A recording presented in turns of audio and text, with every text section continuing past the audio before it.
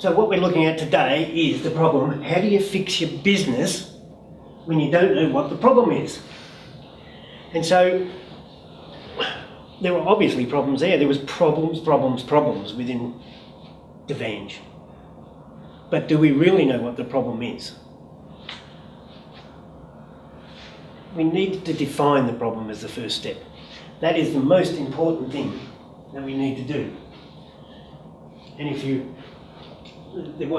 with the stuff that I'd received, there was a quote from Einstein that said that you need to spend more time in defining the problem than solving the problem.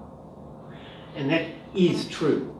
And so what we need to do here is spend a lot of time defining that problem. And what the questions you would ask of Angela and David are, have you defined the problem? Have you defined it too narrowly? Or are you too close so that you don't really understand what the problem is? For example, for Angela, she might be defining the problem as, I need 2 staff for the Gold Coast and I can't find them. But that's too narrow when you have a look at this whole case study. They need to step back, or may need to get someone else to have a look and decide whether the issue needs to be defined differently. Or are we looking at it from the correct angle? Sometimes we don't look at that problem in the right way. Because one of the things that you can use other people to do is to actually get them to help you define the question, because they can look at it at different angles.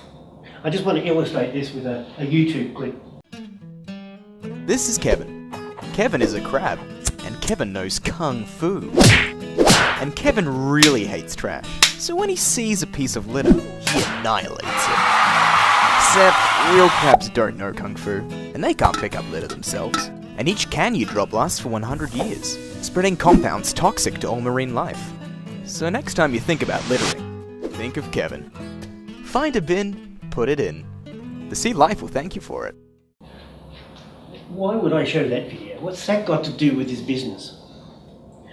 That was an ad developed in a competition that was run by the Do the Right Thing people. It was a competition they put out to young people. This ad was winner of the competition called Trash My Ad for the 18 to 25-year-olds. When you had a look at the other ones that people produced, the other videos, all about people walking along, unwrapping something and dropping the paper on the ground. Someone would shame them, they would go back, pick it up and throw it in the bin. It was all versions of that. They had defined the problem as people not putting rubbish in the bin. Whereas the creator of Kevin the Crab said, no, the problem's bigger than that. It's a different problem. The problem is the problem that has been caused to our sea life, our marine life. And so he completely differently defined the problem than the other people did. So the point of it is that when you're looking at a problem, sometimes it's not the obvious definition that you're looking at.